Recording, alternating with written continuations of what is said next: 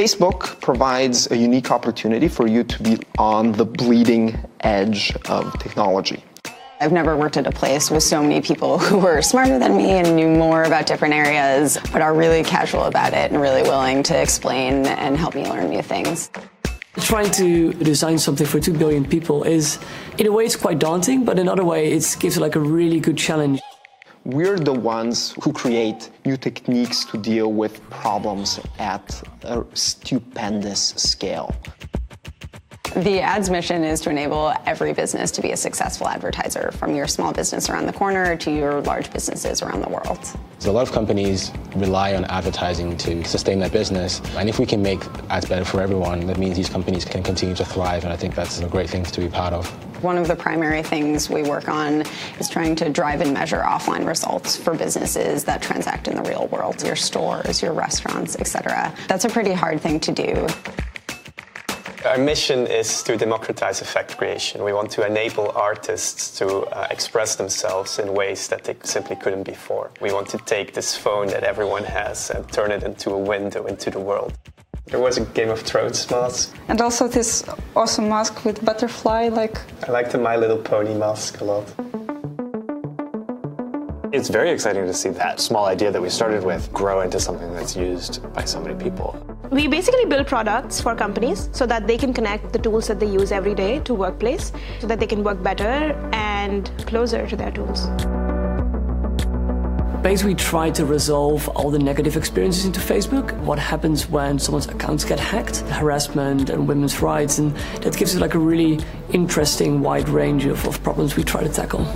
Moments where we realized big wins, where we saw that we managed to mitigate a big segment of abuse, can be more rewarding than others. And it's always this cat and mouse game between us trying to protect the community and the bad guys trying to find new and innovative ways to circumnavigate our protection mechanisms and our machine learning models. we are doing something brand new, and you have to come up with your own solutions of the problem. You get to work on a product that more than 2 billion people use, and that's an opportunity that you won't get anywhere else.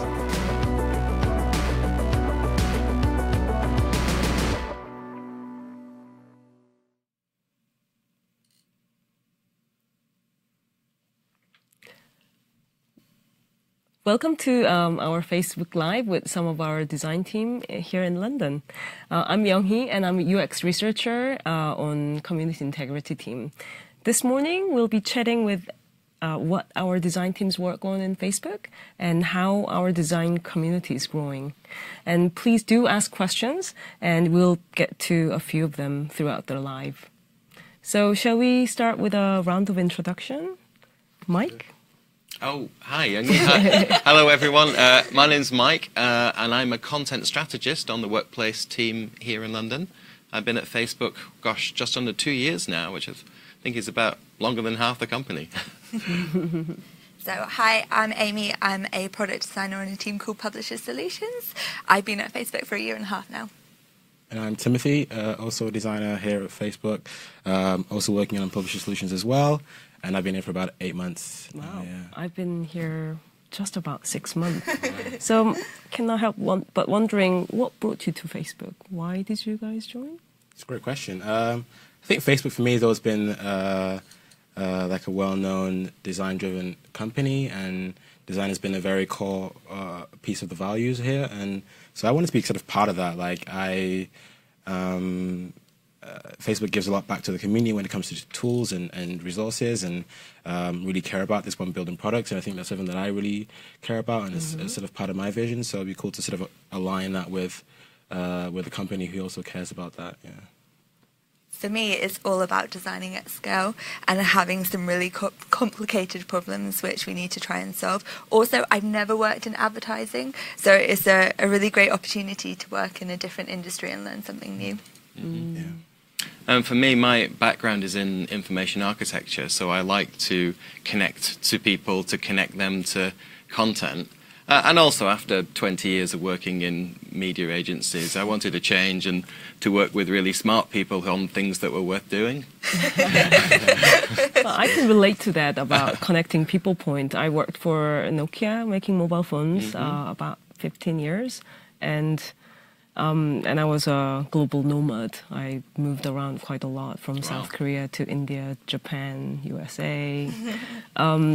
And I adopted London as my second home, but I realized there are not that many companies that would really live through that idea of connecting people in a meaningful way.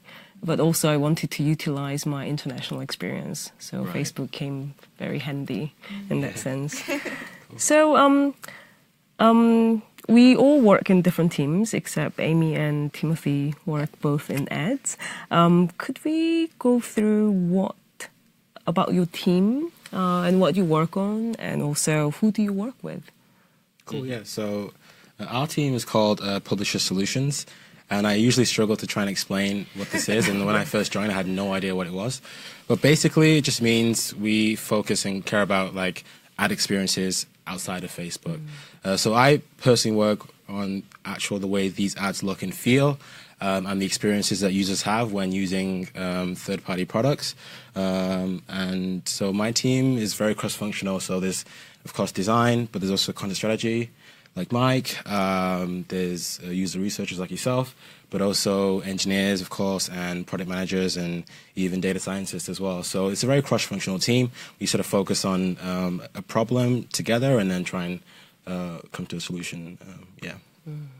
So yeah, as Timothy gave a great introduction, I won't tell you too much about Publisher Solutions, but the team I work on is more of the business side of it. So I help businesses understand how much money they're making from the amazing ads which Timothy designs, and how that they can grow a more sustainable business.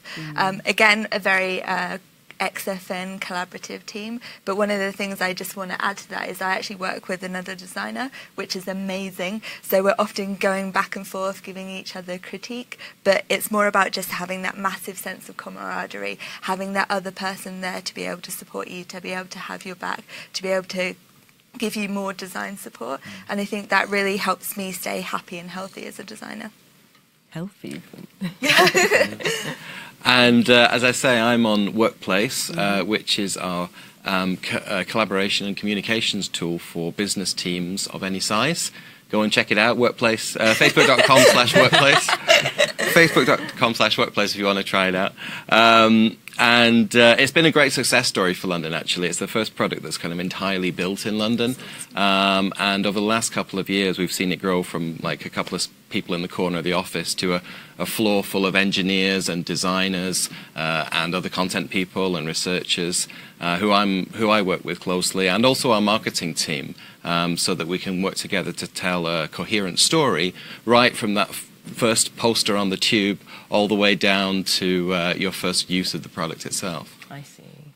Cool. Well, my team is very different from yours. The community integrity team deals with any issues that could go wrong or about the user's experience on Facebook. For instance, if your account got hacked, or if you saw something that you think shouldn't be on Facebook. My specific team deals with the very delicate issue of how do we monitor, how do we deal with people who kind of constantly upload not so desirable content on Facebook. Wow, that must be tough to get right. So to get to the point of how we work as a design team on Facebook, I would like to ask kind of very basic questions. So what does a designer do? Yeah, so we push pixels. No, I think it's a good question, and I think design in Facebook is maybe a little bit different from other companies, and I think designers have a very broad sense of a role in the company. Like usually you may have visual designers, or like UX designers, or UI designers, but that kind of all comes together at Facebook. We, a designer sort of has the responsibility and the opportunity to take a responsibility for all of this. So we basically focus on what problems people have, and how we can create really simple, beautiful, and engaging experiences to solve those problems. And I think that's kind of the core of what we do here, using visual design, using UX, and also UI as well. Yeah. Do you agree, Amy? Yeah, 100%. I think just to add to that, the people in our team who are our best friends are definitely like the product managers and the engineers, because they're the ones who are able to help us solve those problems. And that's been very different to other places where I've worked. You know, I sit next to my engineers and my product managers. I don't sit next to the design team, and that's really important to be able to help solve those problems. Right. Are everyone called product designers on Facebook? I mean, pretty much like that's the role, and it's the role that all designers sort of have at the company. Yeah. So we don't have graphic designer, we don't have motion designers. Yeah, I think we have some artists when it comes to like Oculus and some of the more like artistic and like like masks and stuff. Some of the more artistic roles, but generally like for products, yeah, product design is just the name. Right. What about you, Mike?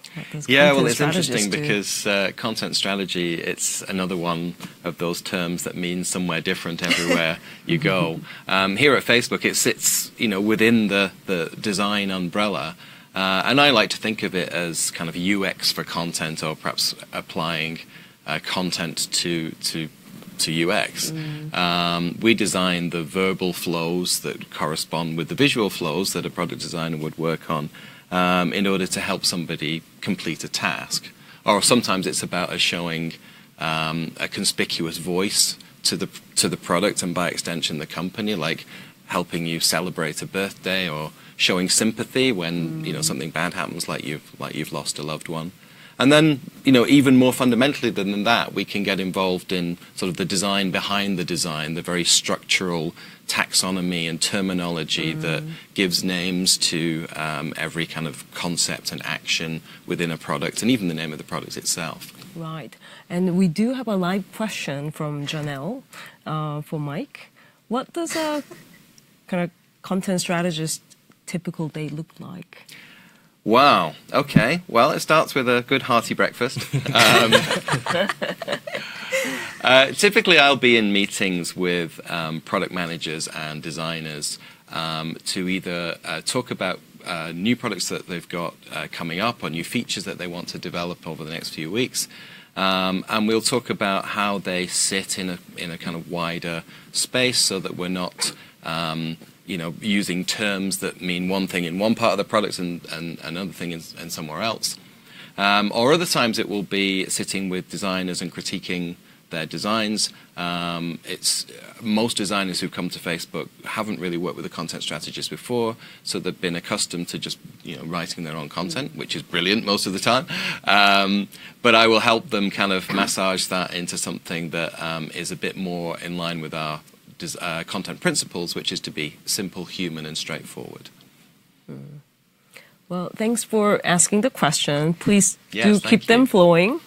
Well, I guess that leaves the UX researcher role. I mean, typically in Facebook, we call product designers, content strategist, and UX researcher together as a design team, and we go through the same kind of orientation and so forth. So I would describe UX researcher as bringing like the people's voice into product. And we do have our product teams run a lot of experiments. We have huge number of data that we can rely on, but those are behavioral data. So it's important to look at the behavioral data, what people do, and what people say that they do. Right. And UX researchers play an important role to bridge between the design and content and what we actually deliver as an experience in a product. So do you guys work alongside sort of data science and analytics as well? The data scientists and product managers are our main kind of comrades outside of the design team. So I mean, we did talk a little bit about what each of our teams do. Could we talk a little bit more about what do we build in London itself?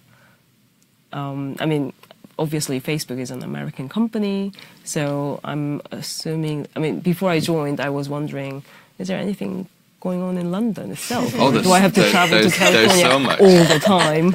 Well, as I said before, I mean, Workplace is kind of very close to my heart anyway. But it's one of the products that's entirely encapsulated within London, which is pretty special for Facebook. But we've also got things like the Acquia drone that delivers beams down internet to remote areas, which is just fantastic. I'd love to have work on that thing.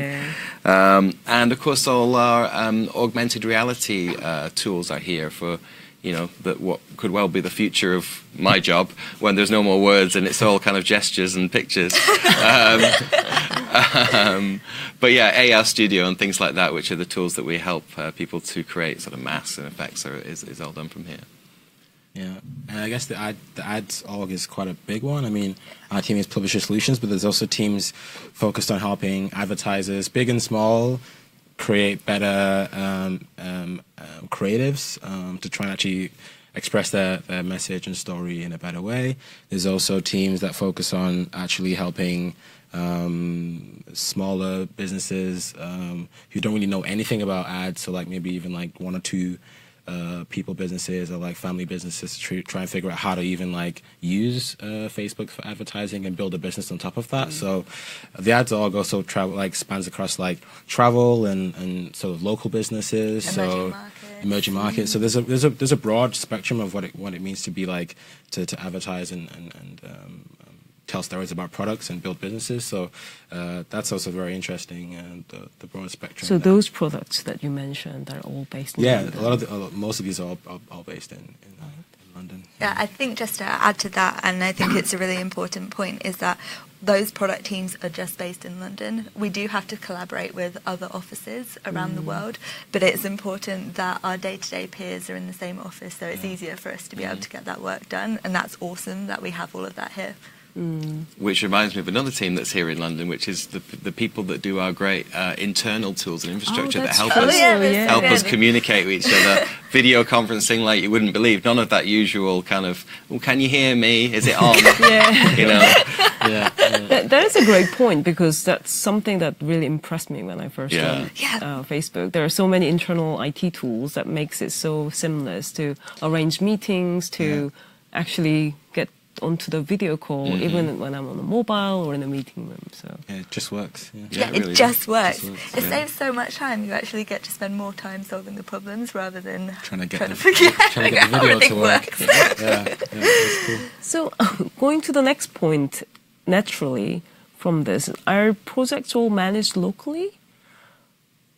So I mean, I guess a lot of the projects, I mean, like Amy said, like majority of them, if not all of them, are sort of managed locally. I think some teams have some managers in different offices, but at least my team, the whole team is in London. My manager's in London, and that's kind of cool to have. Like he sits literally just like a couple of meters away from me, so it's kind of cool to have that close contact, and I can just walk over there, ask for help, or ask any questions I need. So that's a cool thing about the London office. Right. It's kind of like very much encapsulated with itself. But do you have situations where you have to collaborate with teams across the different time zones and offices? Definitely, yeah. And I think the team that Mike works on is a great addition to that, and I think that's kind of like a little bit where Workplace was born, sort of like internal collaboration across offices and across teams.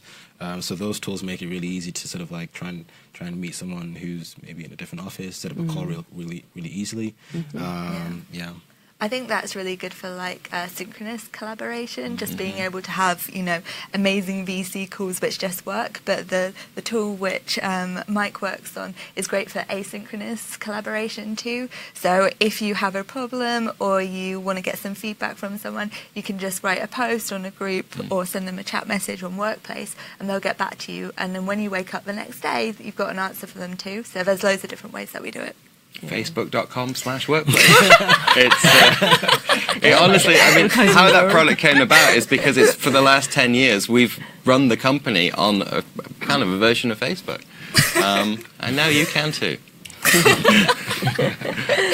Well, when I first joined, I mean, my team, the community integrity, was like partially in London, partially in California. And partially in Seattle. And my manager was not even in London. I was the first researcher who joined the team. And then I kind of somehow witnessed the transition and the incredible effort to move the team to be more autonomous in London. So we now have 3 different areas of product teams within the community integrity, all operating out of London. And my manager ended up moving to London as well. So good. But when you have colleagues in different offices, I mean, ads are certainly really big organization. How do you start forging communication and collaboration with people in different offices?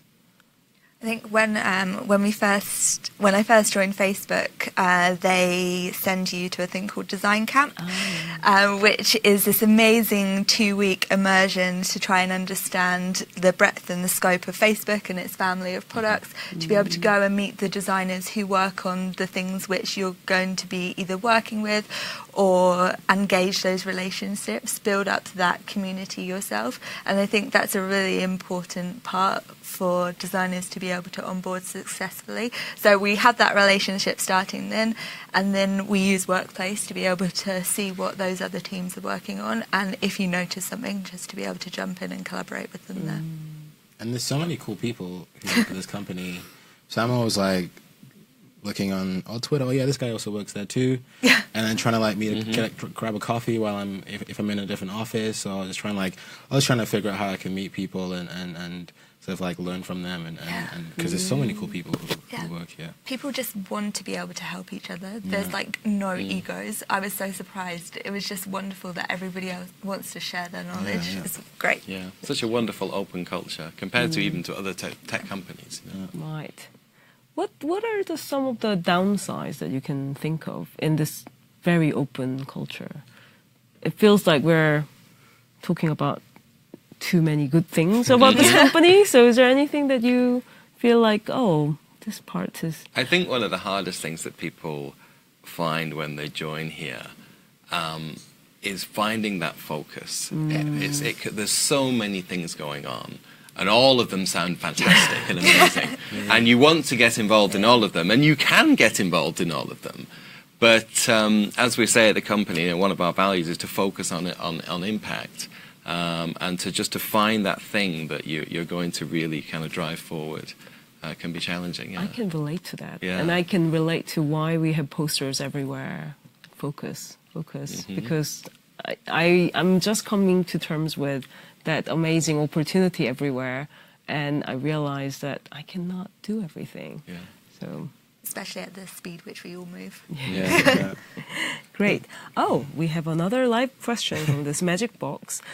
Joshua asks, how process-oriented are the teams within Facebook? Thank you for the question. Great question, Anyone who wants to go first? I will. Yeah, if that's all right. So I think one of the interesting things about Facebook is that it is, a pretty large company, but each team itself has the autonomy to choose the way that they work. So in the team which I work in, we often run design sprints for every new feature or product which we're building. So that's having the whole team working on a set problem for a week or 2 weeks. Whereas other teams, they work in more of an agile way. It's totally up to the team itself to be able to choose the way that they work. And I think that's really wonderful because you're able to go into the strengths of the people in your team and work the best way for them. Yeah, I think it really does vary from team to team. I had half expected coming here that it would be like super agile and super kind of like process driven and all these things that kind of smaller companies do, to some extent. Yeah. I would have thought like a big company would really, really do. But in fact, it seems to be that we take little bits and pieces of different process ideas and methodologies and things like design sprints from here and there. And culture beats process every time, I think. I agree. And when you have a bunch of people who are super committed to the thing that they're working on and have the complete autonomy and freedom to do it, that seems to just work itself, you know. I agree. It's great, yeah. I think it kind of connects back to the previous question about like what's challenging. And I think for me, like coming into the company, I think I was like, from my previous role, I was expecting, or even maybe a little bit hoping for more process, because I was sort of like used to like having a bit more of a set way of doing things. But I think over the last like 8 months or so, I've learned a lot about the sort of the constraints, or maybe like the the process almost brings too much of, and it can sometimes even like strangle a project or a feature. And I think like teams sort of like form and break up, and I think that fluid way of working allows the speed to be maintained the way we work here. Looking back during the interview process, I asked my manager, like, can I see the org chart? And he was like, let me think about it. And I still haven't seen it. And looking back, I can totally understand in our culture that formality of how things should be is not really relevant. I think for anyone coming from a very kind of hierarchical organization, it's quite an adjustment to make to that autonomy, to accepting that autonomy, that nobody will tell you what to do. Even your manager really is not there to tell you what to do. They're more like a coach, you know. Right. We also have another live question from Tal. Is developing part of your role as product designers? Is this the should designers code question? I think that is it, yeah. Which is related to should designers code. Should designers code? Well, that's one of the big questions which has been asked over the last 5 years. My answer is that it absolutely, totally depends. And if you want to code, code. If you don't want to learn to code, that's also cool too. I think as one of the designer's role is to be able to communicate that design, so the start to the end of a user journey. Some people do that using prototyping tools. Some people do that sketching it out in paper or on actual paper. Some use design tools like Sketch to be able to do that. I code because I think it's important for me to be able to understand how the thing works, to be able to improve design quality, and I've used it for many years for prototyping itself. But like, you're not expected to be a designer who codes at Facebook. There are a lot of other tools which help you convey your idea and use that to be able to sell the idea into the team. You code as well, right? I do code as well, yeah. But actually, I don't actually use a lot of that in the company. Like, I mostly use Origami for prototyping and communicating ideas. My team is very mobile focused, so writing code doesn't actually make a lot of sense in the stuff that I do, whereas Origami does. So yeah, I mean, I think it's good for if you want to do it for yourself, but I wouldn't say it's a requirement at all to be a good or to be a great designer here. Yeah. Right. Yeah, well, I would agree. I mean, last coding I did was on my ZX Spectrum in BASIC in the 80s.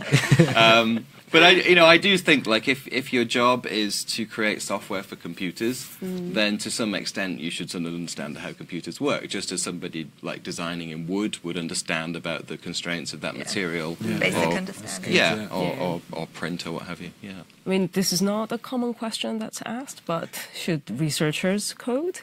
And I was surprised that I come from a design background, so I don't really code, but I was surprised that there are a lot of researchers who can code, and it does give you advantage. But at the same time, Facebook offers lots of opportunities to learn to code if you wanted to. Yeah. So Which is cool. I guess that's our stance, right? So if you need a skill to do your job, we give you the opportunity to learn the skill. So. I want to move on to the next topic, which is about how do we design for diversity? Yeah, it's a good question. I mean, I think for me, diversity is a very broad term, right? And there's different ways to look at it. I'll usually take the angle of like thinking about the people we're actually building for, and actually when you think about 2 billion people, that sort of spans like tons of different kinds of people.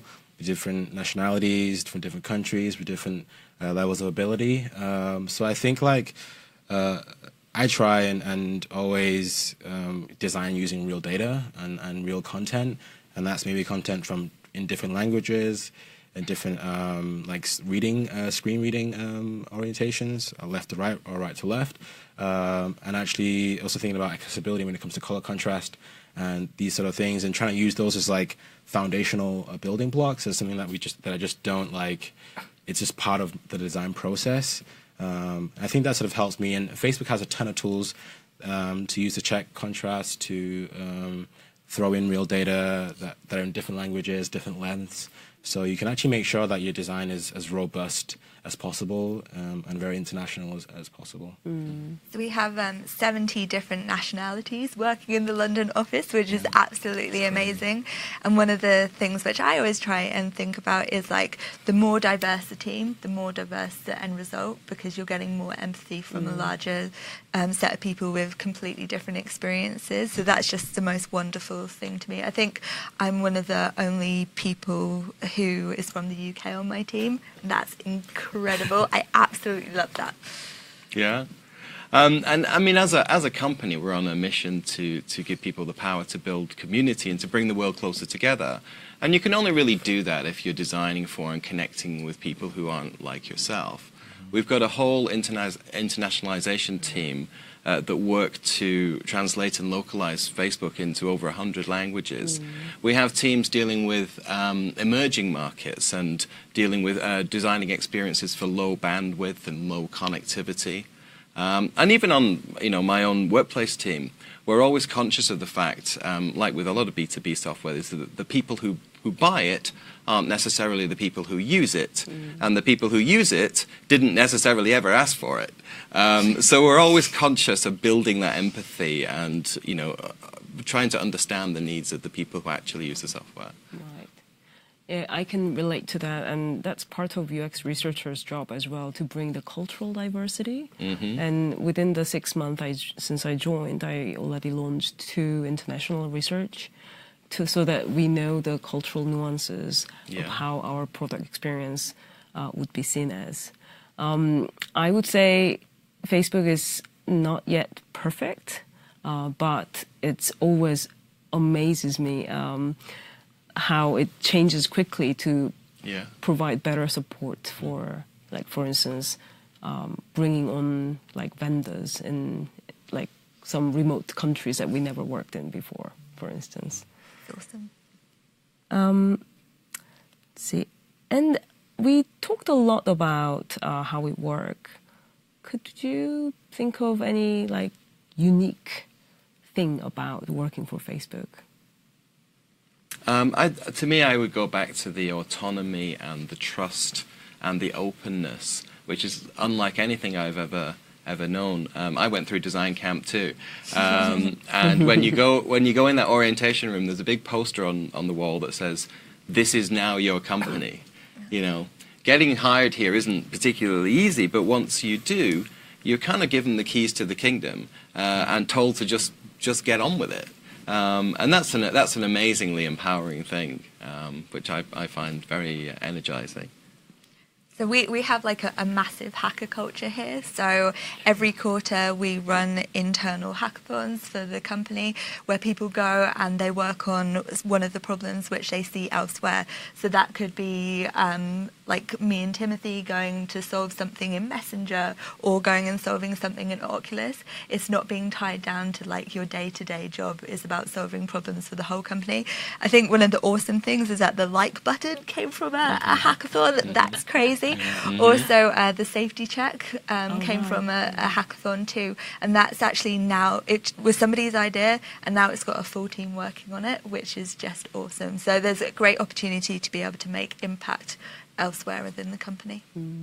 Yeah, and I just also think like I'm all about like improving the actual design process and the actual like craft of designing, and so there's teams here focused on creating tools just for designers and just for the design process, like Origami, which is one of the tools that we build here, that we also is available publicly. We also have a tool called Layout Kit, which basically just allows and simplifies the process of actually like laying out UI on a screen or on a phone. And I think that's just those kind of things where we're actually trying to understand actually the process of designing. We can simplify it. It's actually can be improved, and we can also then use that learning and what we build and then give that back to the community. I think that's just like, that's really exciting and something that I'm really excited to be part of, and I think it's super special for a company of this scale. Yeah. I mean, I have kind of humble point to add. What I noticed and got really surprised about is that there is no fancy presentation ever in the company. So when I first did my research project, I tried to make a really big deck of PowerPoint presentation, and it was really hard to find the time to present it, right, which would take like 1.5 hours for people to sit in. And if you go to meeting rooms, you never see slides that people had to spend hours, especially from design teams, to craft the visual. But people just talk on the whiteboard or just with the text, which I find quite unpretentious, and it is really based on kind of crucial conversation and network that you build. Yeah, especially if you've ever come from like an agency background, which is all about creating those artifacts and those fancy things to do show and tell. There's not a lot of that here, really. No, it's just show the thing. Yeah, exactly. Very scrappy. Right. We have a live question from Satyajit. Sorry if I pronounce your name incorrectly. What is the difference between a UX designer and UX researcher in Facebook? I think we covered it a little bit earlier that you're called product designers, right? You're not called user experience researcher. You're not called user experience designer. Yeah. I think the word there is research, right? Designer versus research. So like as a designer, we actually more focus on the actual designing of the experience, maybe, and like yourself, you would probably know better, but like your focus is more about researching how the things that we do design, how that affects people and how people receive that. I think that's probably the biggest difference. And it is true that I come from interaction design, UX design background, and I guess here the role division is a little bit clear, but at the same time, a lot of thinking process is shared. Exactly, among them. But you deliver the actual screens that the engineering team will implement as a product. We take care a bit more on the facilitating how we get the inputs from people in the process. And I think it's fair to say also that although we all have kind of distinct areas of responsibility, we kind of rub off on each other a little bit and can do a little bit of the other as well, you know. Yeah. Hence we are tied as a designer. Exactly. Big D. Right. Let's talk about, you mentioned a little bit about the tools. Yeah. Could we talk a little bit more about the tools and systems that we have on Facebook? Yeah, I can talk all day about that stuff. So there's something called Design Pack, which is basically, I try and describe it as like the utility belt that Batman would probably wear, but not the new Batman, the older Batman, like the designer Batman. So this tool basically, the aim I think is just to simplify and to ensure a consistent experience. Like we say, this is a huge company. We move very quickly, and there's loads of different teams working on very different things. And how do you keep that consistency? How do you keep that visual language? And this is what some of the tools are for. So Design Pack allows you to use all the right colors, the right typography. Also has a library of components that you can just grab and reuse. So you don't have to build the same button more than once. And someone's already done it, so you can just use that again. So that's really cool. There's also different tools for prototyping, like Origami. And the cool thing about that is that that's built in-house. So if I have an issue with it, I can just talk to the guy who's actually building it and ask for help. And actually, I can even use real data when I'm prototyping stuff. So you can actually feel as real as possible, get as close to the real experience. And that's actually also really great in user research studies. As a researcher, the person can actually log in to the device and they can see their own Facebook data in a prototype, which is amazing. So that really brings the reality as close as possible to the prototype. That's actually helped us loads. Beforehand, we were just saying Acme Corporation, and we'd put it in front of users, and they were like, "So what's Acme Corporation?" And we're spending half the research session just describing to them what the thing is, and suddenly we're using these tools exactly, and they're like, "Oh my gosh, it's my real data! This is awesome!" And it's easier to get much better insights from that. I just want to quickly riff off what Timothy was saying around the consistent components. We actually have a centralized design system team, which helps create all of these amazing components and artifacts which we're able to use in our products to be able to help us work faster, as Timothy said, not reinventing what a button looks like, but there's also opportunity for us to be able to give back to that design system too. So, you know, we have feedback channels where we're able to give feedback, but if we think that our component solves the needs better, then we're able to work with them to get that into the centralized component library so everybody's able to use that too. And that's one of the things that I really love, because you're making impact wider than the team which you're just working on. So just to add to that briefly, Each other I think what's really exciting about that as well is that at least in some of my previous roles, building a design system is really cool inside Sketch or inside like a design tool. But then how does that then translate into the actual product? And the cool thing about the design systems here is that they actually match one-to-one with the components that engineers build in the actual code. So if I throw something in design, it's called the same way, it's used the same components as it would be in code. So it's just like a one-to-one mirror. So when communicating with engineers about something, it's like, oh yeah, I know what this component is called. I can just use the same one in code. It's not just like matching things up by eye in code or anything like that. It means that we're talking the same language, and that's so important when you're working in a product team. And you know, speaking of language, so we also have like content standards that keep our voice and our tone consistent throughout. I mean, obviously Facebook has a lot of products, but even the main, you know, Facebook Blue app, as we would call it, that people would reasonably assume to be one thing, is actually made up of a bunch of different teams internally. There's people working on newsfeed, there's people working on groups, there's people working on events and marketplace. And to keep all of those sounding the same and looking the same, we need that consistency so that different people are singing from the same hymn book, if you like. Listening to you, are engineers using the design pack as well? I mean, there's a few engineers on my team who have a copy of Sketch and also like to move things around and find out maybe in more detail how things are built.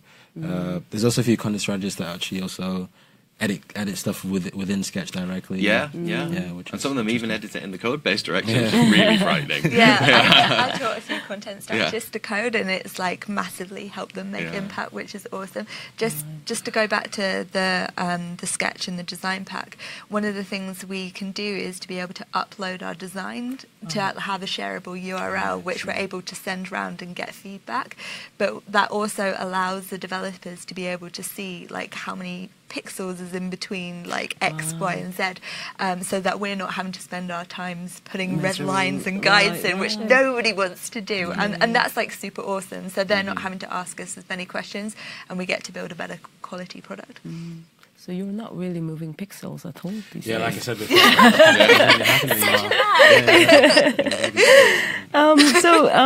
In terms of, we would like to also talk about career growth. I mean, none of us are like super long on Facebook, but what do you guys assume your career growth will be like in Facebook? So I've been, as I said, at Facebook for 1.5 years now, working on publisher solutions. I'm actually going to be changing teams to join Youngie in a month's time, and just to be able to transfer internally to work on something completely different means that I'm going to be learning completely new skills, working with a new set of people, and that's amazing to think that I'm able to transfer within the company. I don't have to go and work somewhere else to be able to go and do that, and that's really awesome. One of the things I really like about this culture, another thing, is that we don't have like junior titles or senior titles, whatever. Everyone's a product designer, everyone's a content strategist, and so your career growth doesn't come in that kind of ladder climbing-y way. It comes, as Amy says, in just opening yourselves up to more experience by working with different teams on specialist problems, and that I really like that. So I'm really sort of flexing my muscles in sort of brand development and information architecture, and facing new challenges that I've never had before. To add with that is as well. I mean, traditionally, usually you sort of start as like an individual contributing, and then you become a manager, and that's kind of like the traditional career growth. And that's what I always understood as like the steps you have to sort of go to become more and more like to grow up and to have more career growth. But actually, the cool thing about working here is you can be an individual contributor and still grow as well as a manager. You don't have to be a manager to progress in your career. You can still be like designing pixels, pushing code, and still sort of be at a high level doing that. Yeah, like Mike said, it's just a broadness of your responsibility. For me, it was really liberating experience. I've been people manager for over 10 years before joining Facebook, and here, as Mike mentioned, there is no job title differences. Everyone is just called for your special area. There is no seniority kind of level indicated, and that really opened my mind up in terms of how to listen, how to be open to anyone. I mean, I was kind of afraid that before joining I might be the oldest person in the office, but those biases about age, position, all disappeared, and you really kind of deal with a person more on genuine connections, so to speak. So, if you had another role for the day, what would it be and why? Great question. There's a bunch of different teams I think at Facebook that's just really interesting. I think I'd probably choose the baristas though. So we have like good coffee here, and like I've never made coffee before, and I think that'd be interesting to learn and like build a craft in doing that maybe. Okay, let's limit. I guess that's still the role within this office. Yeah. I think I can internally transfer into that team hopefully. Any volunteer? Well, I say I'd really be quite tempted to work with the Acquia team on building that glider. Or on the other hand, we have a fantastic sound design team here, which I never knew, doing sound effects and composers and things. So I'd love to like hit pots and pans all day to make new sound effects for Messenger. I would like to see that. Call us when you do that. And we're sitting in this brand new office in Rathbones Place in London. What makes a London office different to other Facebook offices? It's certainly still kind of small enough that everybody kind of knows each other. It's obviously one of the challenges with a big company is that things become more anonymous, but there's a real like sense of London camaraderie here. And it's Californian enough without being too saccharine, I think. And it's cool, like at least for the design team, there's like different initiatives and meetups and hangouts we do as a team, whether it's more casual or more like formal. So that kind of like still, even though we work on very different things, we still sort of feel like one design community and one design team. And I think that's something that's very special at our size right now that we can do. Yeah, I think just going back to what Mike was saying, you know, it's based in London, you know, there's some awesome London things about it, but the look and feel of the office is familiar. So if you're video calling different teams in different offices, it still looks and feels the same. It's not like your office is better than my office. It's not like that at all, because they're all so similar. And just one more thing to add is that it's really central. So when you walk out of the office, you're actually in the like London community, and you know, we're designing products to grow communities, and just being part of that community as soon as I walk outside is just wicked for me. It is true. It's very central, isn't it? We could probably go on forever, but unfortunately we're out of time. And thank you all for joining us. And we are definitely growing, and would love for you to check out our roles online at facebook.com/careers. And see you again soon. Bye. Bye-bye. Bye.